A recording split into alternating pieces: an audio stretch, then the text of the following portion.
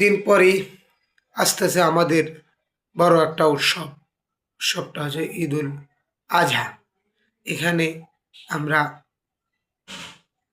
বড় ধরনের একটা ডোনেশন আল্লাহ রাস্তায় করে থাকি, সেটা হলো কুরবানি।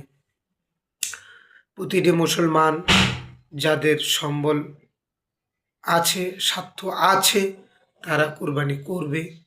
কুরবানি করা আল্লাহ তাআলা বড় একটা ফজিলত। কুরবানি করতে হবে খাস দিলে, কুরবানি করতে হবে মন থেকে, কুরবানি করতে হবে আল্লাহ তাআলাকে রাজি খুশি করানোর জন্য। কুরবানি শুধু গোস্ত খাওয়ার জন্য নয়, কুরবানি এমন একটা জিনিস, ত্যাগের জিনিস।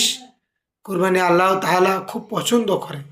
কুরবানি শুধু কুরবানি নয়, কুরবানিতে অনেক কিছু বোঝায়।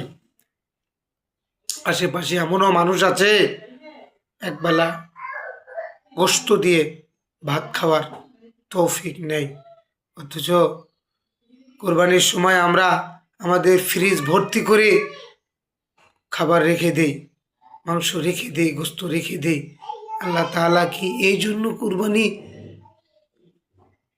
করার জন্য আহ্বান করেছে ফ্রিজে রাখার জন্য? না, আল্লাহ তাআলা কুরবানির মাংসটারে সুন্দর করে অসহায় গরিব মিসকিন এদের মাঝে বিলে দিতে বলছে। আল্লাহ তাআলা নিজে খায় না, আল্লাহ তাআলা বান্দা খেলেই তার খাওয়া হয়ে যায়।